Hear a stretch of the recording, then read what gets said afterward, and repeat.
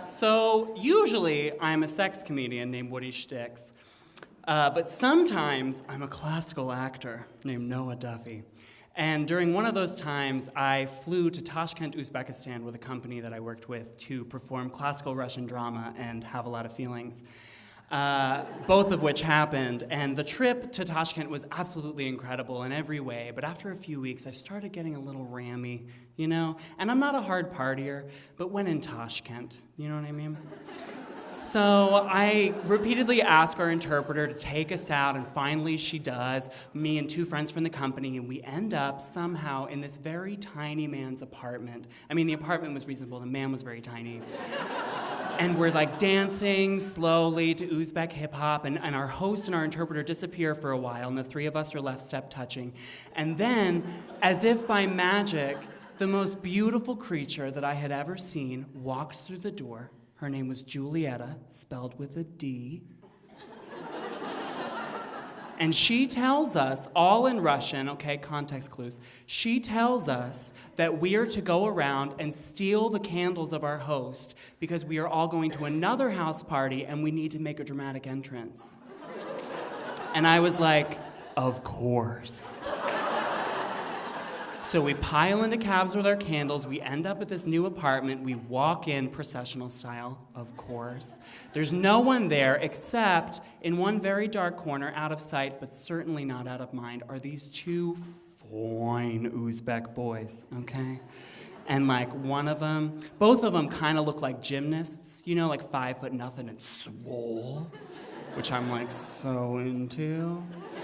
But one of them in particular was wearing these like fitted European jeans, no shirt, and a captain's hat. And I was like, land ho! Paddled on over there, cozied up, found out that he was in fact 19, was a student at the university, and spoke about as much English as I speak Russian, which is really like thank you and good night, you know? So more people come, we start dancing with each other, and the captain and I become fixated, you know? And the dance moves between us become like increasingly aggressive until it's just full-on feats of strength in front of these people that I've never met. He wants each of us to lift my friend Lindsay horizontally over our heads in turn.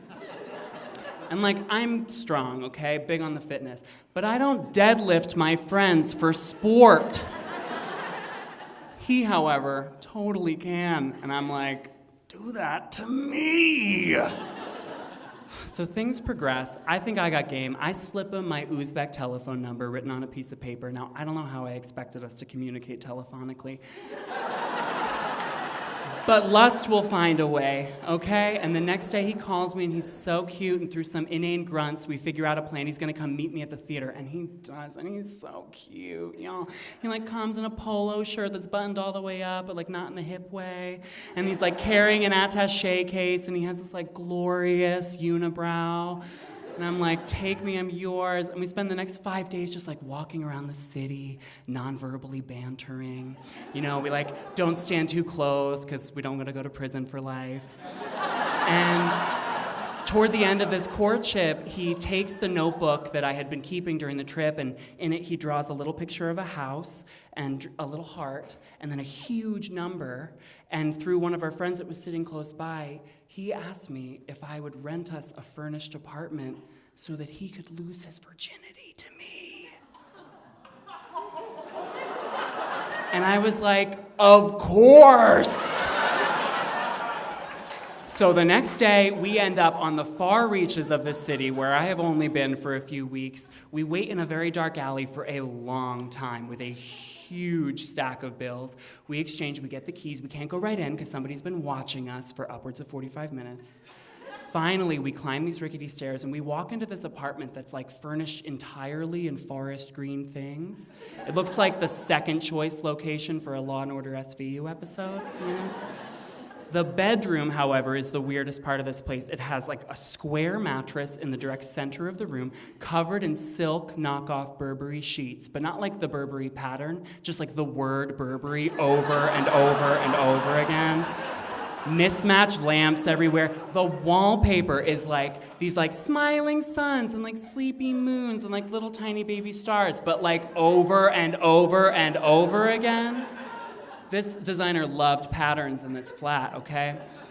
Needless to say, we took advantage of every room of that flat, and those details are best told at a raunchier show. Okay? What I can say is after we were finished, we were like snuggling down in that square bed. You know, I'm having a lot of feelings because that's totally my scene. I'm just wrapped up in how lovely it is that I could fly halfway across the world to this country where I expected to be treated like an intruder, right? Much less a guest. But we're snuggled up against each other, and it's made even more special by the fact that if this ever happens for him again, it's a very real possibility that he will be killed for it, and that's real. Yeah.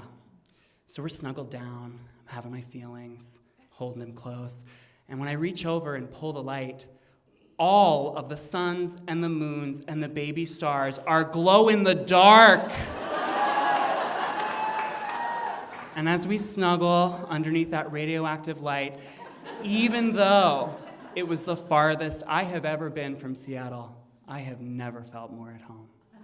Thank you.